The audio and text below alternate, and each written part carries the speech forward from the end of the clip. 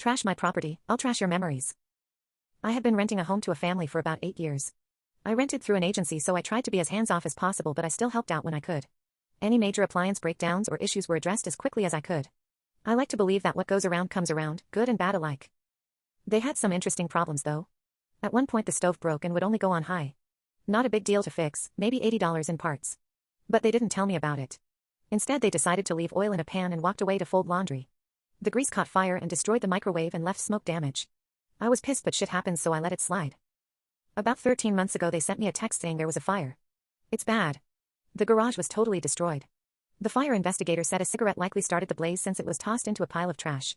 Tenants didn't even know the house was on fire because they removed the batteries from all the smoke detectors because they wouldn't stop beeping.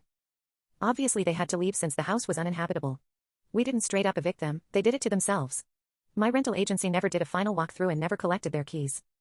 The house has been under restoration ever since. It's been about $90,000 in insurance claims and my premium has quadrupled. Now, in an effort to make it presentable again, my family and I have been painting and replacing the needed items. Turns out their teenage son let himself into the house at some point and kicked in some walls and carved his name into about 20 places in the house. There were many other things, but I'm trying to keep this brief. As for revenge. This weekend I was in the attic replacing bathroom vents. When I went into the attic I found 3 boxes stored away. One of them has a NES with a dozen games or so. The others were labeled son's name memories. They contained baby blankets, stuffed animals and other trinkets. I took special joy in placing the boxes out for bulk trash to pick up and smiled as I watched them get crushed by the trash truck. If you don't care about people's stuff, you can't expect them to care about yours. Notes: I'm working my way out of the rental game. Not worth the effort. I found about $7,000 in damages that I won't recover without going to small claims court, but they were behind on nearly every bill, so it'd be like getting blood from a stone. And if you're wondering why I didn't evict them sooner, it's because my rental agency insisted they were as good as I could expect. If that's as good as you could get, you need a new agency. They are running the place like slumlords.